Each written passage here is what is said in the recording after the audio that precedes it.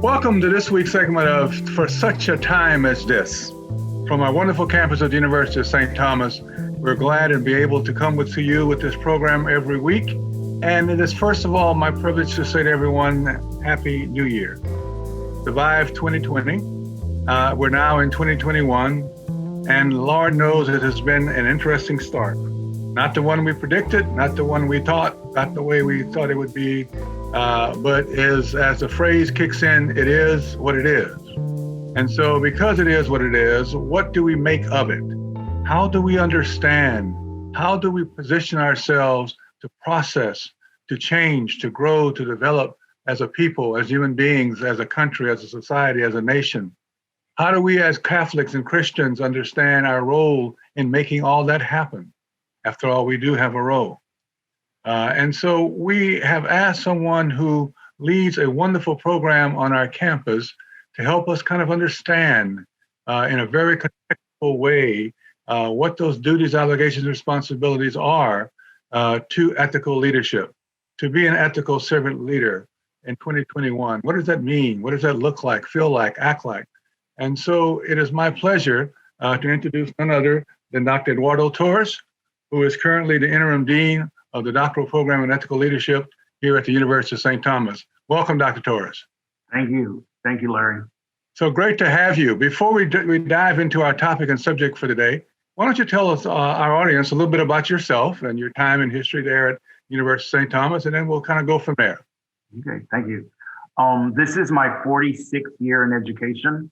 I have been an elementary school teacher, elementary school principal, a middle school principal, high school principal, area superintendent for 25 years in the Dallas Independent School District.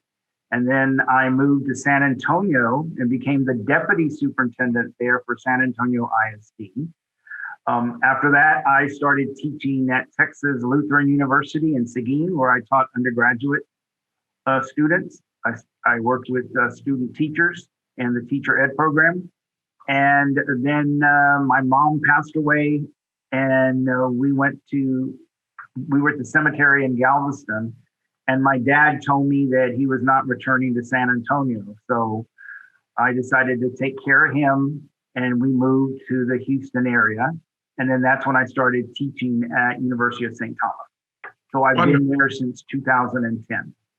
Well, University of St. Thomas, blessing and asset to have you that long. Thank you. And you've been such a wonderful you've made such a wonderful contribution to that campus, and to particularly the education department, and now particularly in the development and the running of this wonderful EDD in ethical leadership. And I might say, when I first heard that we're putting it together, because I was on the advisory board of the education department, then just education, now health and human services, that it was such a wonderful thought, a program in ethical leadership and a doctorate in ethical leadership. And as you and others have said, I think as you scoured the countryside, we were going to be, therefore, once we put it together, one of the few universities, one of the few Catholic or any other university that has a PhD program in ethical leadership. And since the show is called For Such a Time as This, what better subject matter to talk about today than ethical servant leadership in the vacuum of what we see, the vacuum of ethical leadership in every way you can define it. So let me just give you my quick and dirty definition with understanding of ethical leadership, and then you can fill in the real parts of it. I understand ethical leadership to mean respect for ethical beliefs and values, the dignity and rights of others, concepts such as trust, honesty, consideration, and fairness is the hallmark of ethical leadership. Now, I probably didn't do a great service to it, but that's the lay person's understanding of it. So tell me, how did I do? You hit the nail on the head. It's excellent. What we try to do, one of our goals is to make sure that our students see the world through other people's lenses. What experiences have they lived? Where are they coming from? Why do they think the way they do? We talk about the difference between tolerating and respecting. And we're trying to eliminate the word tolerate, because tolerate means someone is superior. We want to make sure that we respect every individual. And we know that it starts at the lowest level And we want to make sure that our students have that understanding. So our courses are designed to provide experiences for the students to be able to look at the world through different points of view. Not, we could look at, say, the Civil War, but we need to look at both sides. How did they feel? Why were they doing that? So everyone gets a better understanding of where it came from. So again, that's one of our goals. Let me respond to something you said, because I really feel that and believe that very deeply. My life's work has been mostly in servant leadership, but the two are so compatible and so comparable until it's hard sometimes to distinguish one from the other. That word tolerance that you raise, I've been one for my whole career to say that I know how we got into tolerance. I know how we got into learning how to tolerate each other. The whole programs developed over the years about tolerance. I personally have always felt that tolerance is such a low bar. I tolerate in Texas the roaches, the ants, the mosquitoes, and the heat. I don't want to put a human being on the same level of something I just tolerate. Never going to love it, never going to like it, just tolerate it. I think, as you said very clearly, we have to move to some kind of understanding of accepting the other person. And here's where Catholic social teaching comes in for me, and social justice. Accepting the other person just because they're a human being, no other labels needed. Accepting the other person because they are, in a sense, the other person is a reflection of God that I see. And do that from the accepting standpoint, which is, to me, gets us to that whole thing you were talking about of other people's lenses, other people's lives, other people's experiences, and taking all that into consideration. Exactly. I'm surprised at the number of students, and I'm thinking of this student during her dissertation defense. She said, she's female, she's never been discriminated, she's a minority, she's never felt discriminated. And so she felt when she walked into the program that it didn't exist.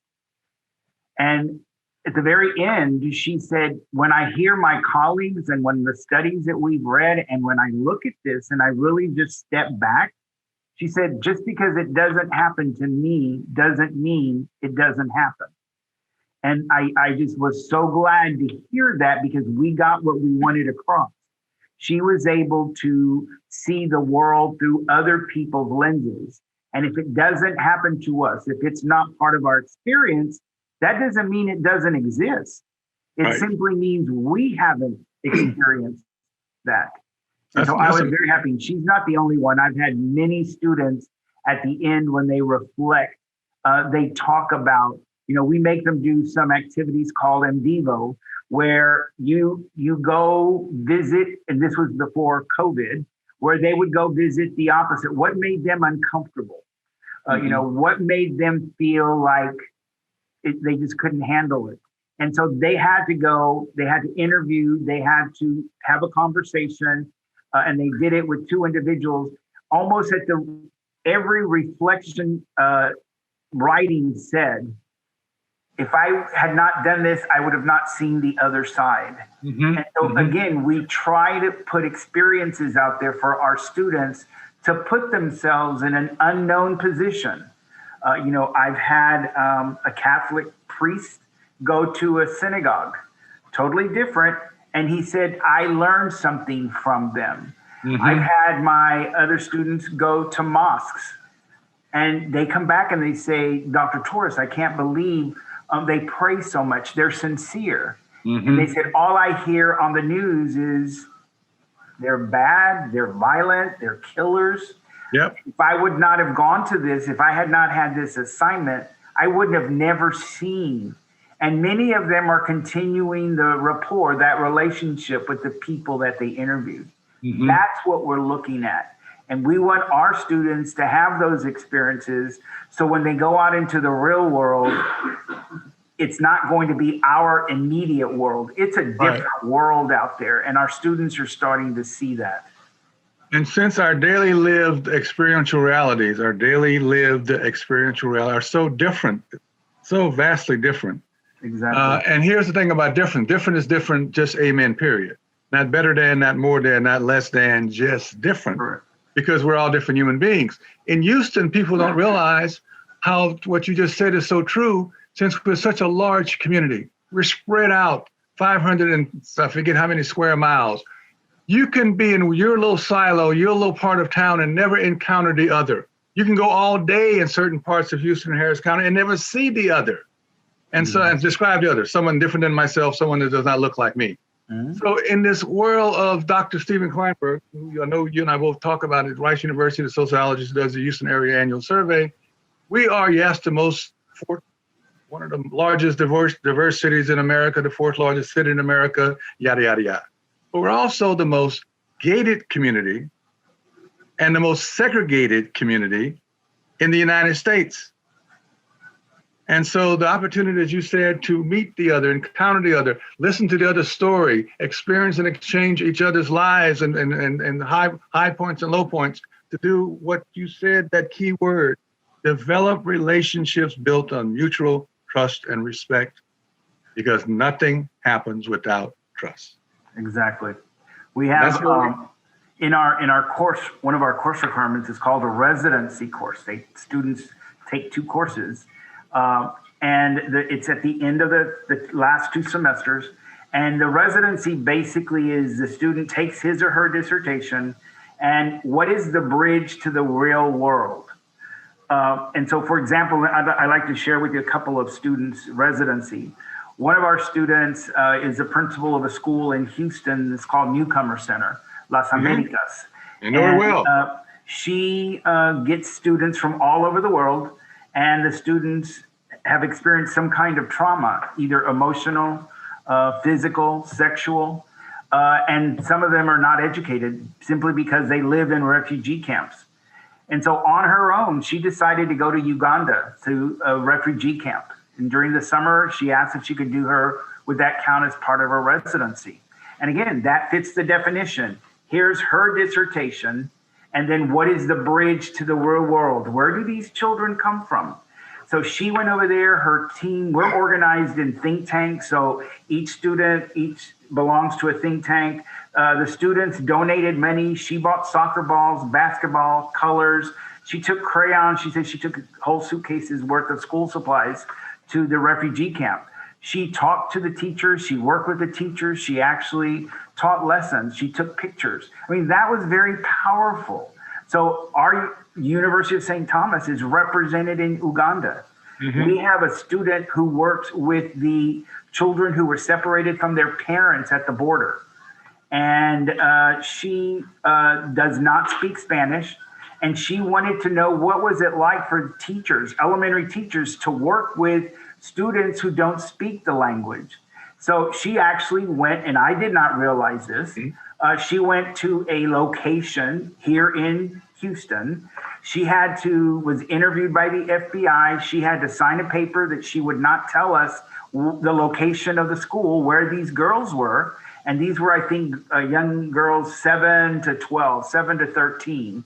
And so she started teaching them through art, English, and vocabulary. Right. And again, she wanted to know, what did the teachers feel like who didn't speak the language? And she said, Dr. Torres, it didn't make a difference if they spoke Spanish or not, because they spoke different dialects of Spanish. They're from Guatemala, they're from Nicaragua, they're from El Salvador, they're from Mexico. And so the individuals didn't speak the same language. It was totally different. That person is now a principal of a school. She was just named, I think, year before last, principal of an elementary school. Wonderful. So again, that just tells me that our students are they are ethical leaders, and they're looking at social change. And one more that it really interests me, she is interested in prisons. So her concern was working with fathers who were going to get out of prison within 2 years. She wanted them to go through a parental program. How do you work with your own kids if you haven't seen them in a while? You've been in jail. The place is Louisiana. Louisiana does not have friendly prisons. No, it does not. And she went in, she worked with them, she gave them a program of study where they worked on how to deal with their kids, how to handle them. She did such a good job that the warden interviewed her and asked her, what recommendations would you give? And so she said, you know what, when you have visiting hours for parents and children, it needs to be a place that's conducive to that. Mm-hmm. And so she changed it. The warden changed that because one of our students at UST did that study. Again, she was out there changing the world. So I think it's each one of our students takes what they're interested in. Mm-hmm. We don't tell the students we want you to write A, B, or C. They Right. bring their topics to us. And then we try to make sure that we give them everything that they need so they can be successful. Then they go out and they represent the University of St. Thomas. Those are great stories. In fact, I know some more of some stories. This is you're in your approaching your 6th cohort group. I've Yes, heard sir. stories of the from the previous 5. I was involved in one of them that I helped. I thought thanks to your invitation. I also know well Marty Marino. I guess now Dr. Marty Marino, Las Americas. I'm on a community advisory board and have been on that board for years at the school. And she really has done a remarkable job. I have to say, remarkable every aspect of it that you can define it. And when she was, we talked about her getting into this program, your ethical leadership program. She was so excited about it. So I'm so glad that it all worked out and that she's finished. She graduates this May. Yes, that's why I knew it was coming up. So I hope we can do it in person, but probably not the way things are looking. Let's move to something quickly because I picked this up. I'm also one of the founding board members of Los Cerninos down the street, Cernino School in the Gulfton area. Mm-hmm. And we have a lot of immigrant students also. One of the things that I think we have to talk about in today's society is knowing and doing what is right. Part of this whole exercise in ethical leadership is how do we talk about the difference between knowing the right thing to do and doing the right thing. And it seems that is the deeply profound moral and ethical question that is based on a set of values that we say we uphold in a democracy as citizens, but we fall short and have fallen short for so long. And this is where I'm getting to my question for you, because we have not even understood what it means to be a citizen in a democracy in the fullness of the we-ness, only in the narrow form of the I-ness. Let me explain. There are 5 tenets of what it means to be a citizen living in a democracy. What are our individual rights and privileges? That's the first 2. That's about the I and me. It's all about me. I might say it's about you, but it's all about me. What if the other 3 tenets of what it means to be a citizen living in a democracy are common duties, obligations, and responsibilities? To whom? The other. I'm back to where I left off. Define the other. Someone different from me, someone does not look like me. And that is the rub. It is okay to be inclusive when it's just my tribe, when it's just my people in my silo. That inclusivity does not carry over. There is no we. There's never been no we in America yet. It's always still I to people. I never read I to people. That's how we act. We the people says that we have to be inclusive, have to be holistic. We have to bring everyone into the tent and find a common agenda, find a common purpose, find a common experience, find all those things we share in common of what we want for our families and our kids and our lives going forward. How do we do that, Dr. Torres, in an environment now where we're so divided, more divided than we've ever been at any time in this country? We never got to we. We didn't even get close to we. Now it seems like the possibility of getting to we is a fleeting thought. Mm-hmm. I think that number one, we can't give up hope. We need to continue in saying this is our goal. What we do in our department is we try to provide students experiences, and then they have to reflect. And we do a lot of reflecting in our assignments. And I have had students who will take on an issue, and then they're having difficulty, and they come up to class, and we have lively class discussions on exactly what you said, doing the right thing. I can think of a student who is afraid that her boss will demote her or do a low evaluation on her because she does not believe the way the school is running, teach to the test. Mm-hmm. And so she is having this internal dilemma. I have had to ask other students, has anyone ever experienced this? Let's talk about your experiences. And then I will add my personal experience that I have told a school superintendent, it's time for me to go. We don't see eye to eye. It's time for me. And it was very difficult when I left Dallas ISD after 25 years. We had a change of leadership, and I just could not function as a leader when I did not approve of what my leader was doing. I need to have a boss that I can follow and I can emulate. And when I don't have that, I need to leave. And I told him, how do you think I felt after 25 years living in Dallas and then moving to San Antonio with all my furniture after 25 years? It was a tough decision, but I believe the Lord works in mysterious ways. I believe that there is a plan. I believe that I just need to do what I think is right, and everything falls in place. If I would not have made that decision to leave Dallas, I would not be where I am today. I would not be at University of St. Thomas.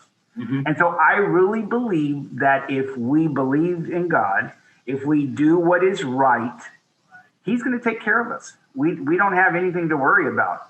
And I understand that some of my students will say, yeah, but I'm a single mom. I take care of my family. And it's just a leap of faith. You have to trust. You have to do what is right. You have to do with what you can live with. If you know that you're doing something that's incorrect, something that is illegal, and you continue doing it, then shame on you. You need to speak up. I have been in places where schools, when I was an assistant principal, where they would put sixth grade is 12 years old. They would put 12-year-old children who didn't speak English in a first grade classroom. I had to stand up for that. You can't do that. A sixth grader in a first grade class because he doesn't understand the language, it is not the child's fault. Somebody has to speak up for that child. Someone has to speak up for the people who can't speak for themselves. We need to do the right things 100% of the time. You started off talking about hope.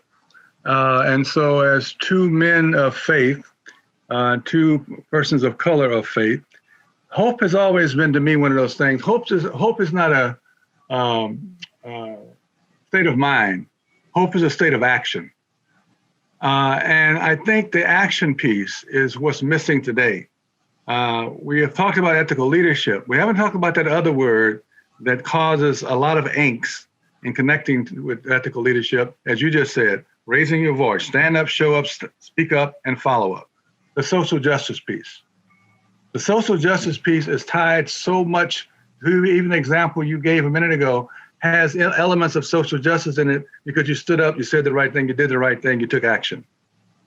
We find it difficult to talk about the social justice aspect of our work, the action piece, the advocacy piece. We're good at empathy, we're good at charity, we're good at all those things. We're not good at justice. And so how do you see us perhaps getting a little better at bridging that gap and bringing those two more into sync with each other? Yeah, social justice, I think a lot of times, Larry, people sometimes don't understand it and they assume, again, like if they don't see it, it doesn't happen. I remember going into a school and that school was low performing. And as I told the principal, I'm going to walk the building, I walk the halls and I see down the first hall, I see a little black boy outside the door. And I ask him, what are you doing here? And just raise his shoulders. I go upstairs and I see a little girl, black girl outside in the hall. What are you doing here? There are no books, no paper, nothing. I walk into a classroom. There's a young man sitting at the table by himself. There's not a book. There's no paper. There's no pencil. Why are you here, buddy? I go downstairs to the principal and I ask her, can you tell me why your school's low performing? And she real proudly says, oh, because my African-American community didn't make the cut. So are the kids learning that are in the hall? No. Are they learning that are at the table without a book or a pencil? I said, your job is to be walking the halls and making sure that those kids are on task. And sometimes it takes a person to tell them, look, why are you here? Do you see the connection between low performing and kids not on task? There's a connection there. And if There the is. kids are in the hall, they're learning, but they're not learning how to read and write. Right. They're learning other things. And Yeah. our job as educators is to make sure that every student uses time wisely and is on task learning the right thing, not the wrong thing. So you need to man up. You need to point out when you see something that's not right. You need to bring it in. That's when we start looking at social justice. When we look at and we say, I mean, Dr. Garcia is the one that founded this program. And he basically said, this program is not for the elite. He says, I want this program to be representative of the Houston community. Mm-hmm. He says, I want there to be black, white, brown, orange, every color, because we need to be represent. How can we be ethical?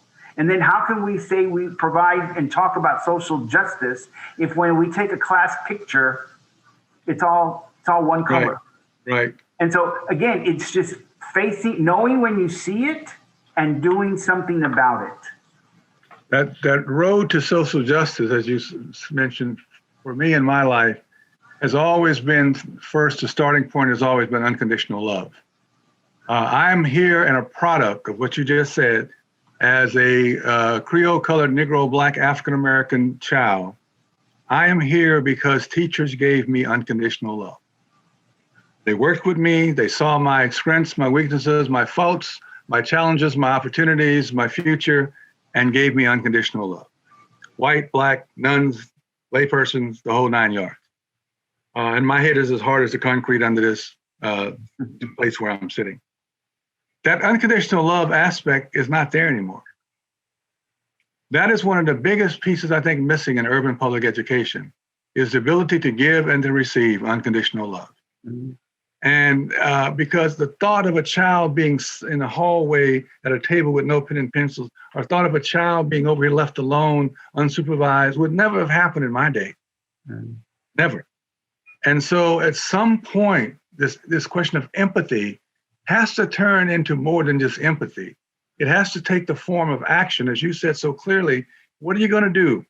Now, do you need help in doing what you're going to do? Well, we can help you.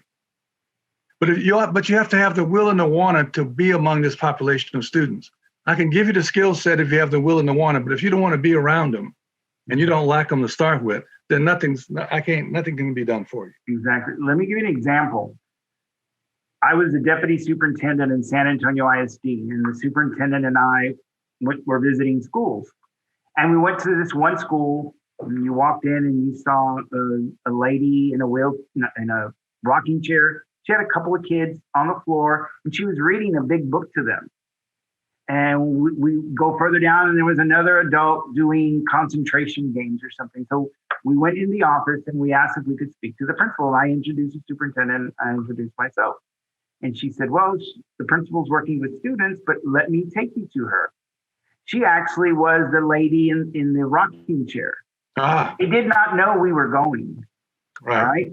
So first impressions count.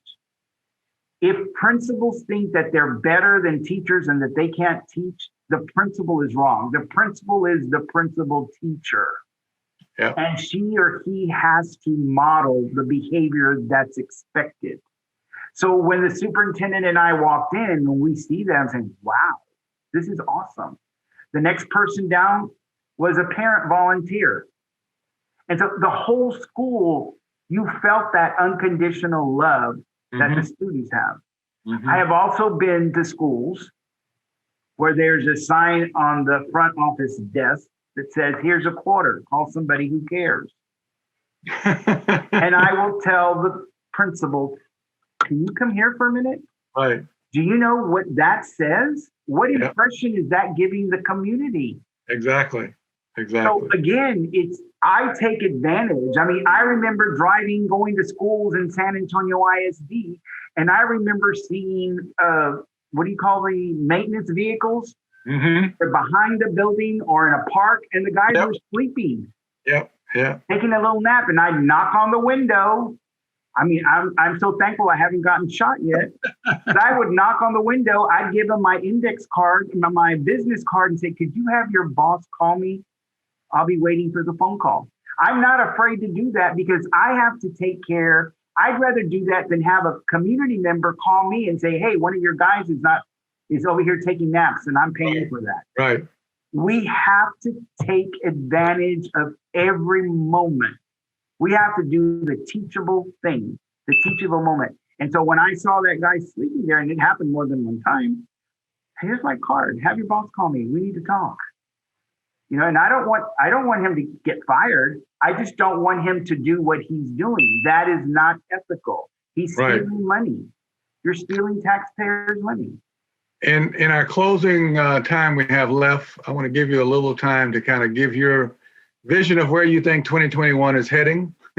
What perhaps we need to focus on as a country, a nation, a society. But particularly, what do you think that we, as those who call ourselves Catholic Christians, Christians who are Catholic, whichever one prefers, what are we particularly called upon to do, to say, to be during this particular time? I think that we must be role models. We must portray to everybody else how everyone should act. Very disappointed in the people that have been identified that attended the riot in DC. That's unacceptable. I would know not to go. Right. But it hurts me when I see veterans there, police officers there, Olympians there, winners.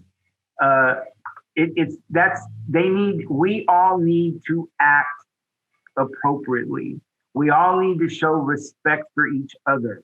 We need to see, again, let's look at the people who are not happy. Why are they unhappy? Why are they saying what they're saying? They need to be heard. And then they need to know that we're going to listen to them. But then they also need that it's a 50-50. I'm going to give you stuff, but I need you to also, it's a give and take. We need to learn how to respect each other. We need to learn that all of us are different. We all grew up differently, but we all have the same thing. We all have the same color blood. We all smile in the same language. We all hurt when someone hurts us. We have a lot of things in common. We need to learn how to respect each other, and we need to be there for support. We're at that point in time, Dr. Torres. We could do this for another hour and a half or 2 hours, I'm sure. We might pick this up again in the spring with you. I want to just thank you, first of all, for being part of today's program, but more importantly, thank you for being part of the University of St. Thomas family and a wonderful program. I think it's the best program around anywhere. If it didn't exist, we'd have to create it. And I think it's serving such a wonderful purpose going forward. And I want everybody to know about it. Tell us very quickly, those who are interested in the program, how can they find out more information? Thank you, Larry. It's been a pleasure. So how can they find out more information to pursue if they want to get more information about the program? All they have to do is contact Maria Younger or contact the university and ask for the Doctorate of Education Ethical Leadership Program, and we will give them a call back. All right, wonderful. I'm going to do some closing thoughts real quick because I have to. And it has become apparent, and this is how Dr. Torres and I start off, of what's apparent to others may not be apparent to some. There's a statement being made now about the riot, about the insurrection, about the terrible thing that happened last Wednesday, January 6th, by the way, which is the Feast of the Epiphany. There's a story to be told in that itself, that if the mob storming the Capitol would have been of brown people, people of color, Black and brown people, not only would there have not been a riot, we would be dead on the steps of the Capitol before we got to the steps. We would be dead in the street trying to get to the steps of the Capitol. The double standard that exists between how Black people are treated, how people of color are treated, and how white people with white privilege are treated was just awesome. It was there, glaring in front of everyone. Let me say it very clearly in case anyone missed it. If that would have been a mob of Black people, there would be dead bodies all around the steps of that Capitol. We would have gotten that close to the Capitol. You saw white privilege at its best. You saw white privilege turn on Blue Lives Matter, turn on the police who they say they love and who they defend. But now it was them, and they wanted in to the people's house because they felt an egregious thing had been done to them. So there's so many lessons to be learned from that.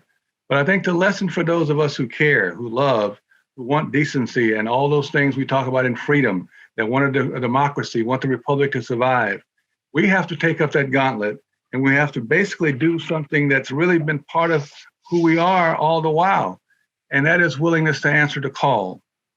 And the call is one with us as Catholics and as Christians have been there throughout our time. The calling is basically the one that goes like this: to establish his credibility with the inquisitive disciples of John the Baptist, Jesus simply said, "Tell them what you have seen and heard. Speak the truth to the people. Tell them the truth whenever and wherever you can.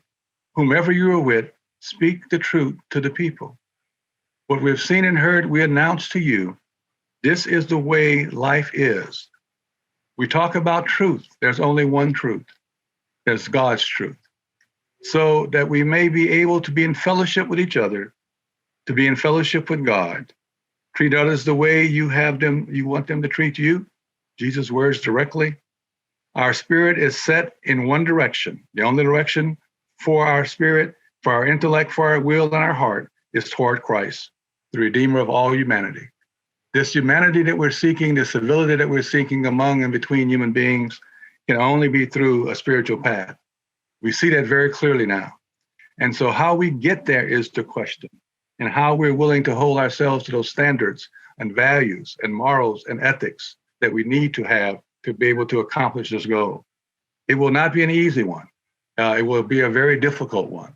And who is willing to stand up is very clear. I'll end in the words of a wonderful person, author Schopenhauer, who has this wonderful phrase: all truth passes through three stages. First, it is ridiculed. Secondly, it is violently opposed. And third, it is accepted as being self-evident. And so that's where we are. We're going to go through these first two stages, some of which has already started. But at the end, the truth will come out. The truth will always win. Lightness will always win over darkness. God will always win over evil. And we will continue to grow as a people, as a nation, with looking out for each other with justice and liberty for all, and all people wanting to not just thrive, not just survive. Human beings were meant to flourish. Human being flourishing is our goal. All human beings equally flourishing. I got to get out of here. I could go on, but I'm going to stop for now. We look forward to you joining us in future segments of For Such a Time as This. We're going to have a great list of people joining us for this dialogue as we go forward in 2021. I thank you all. I thank the University of St. Thomas. I thank our wonderful president, Dr. Ludwig, Darnell Miller, and Bridget Robinson, who works on this program with us. And we're going to have a great dialogue about how do we get to truth, justice, and hope. Until next time, as always, stay safe, be well, peace, power, and love.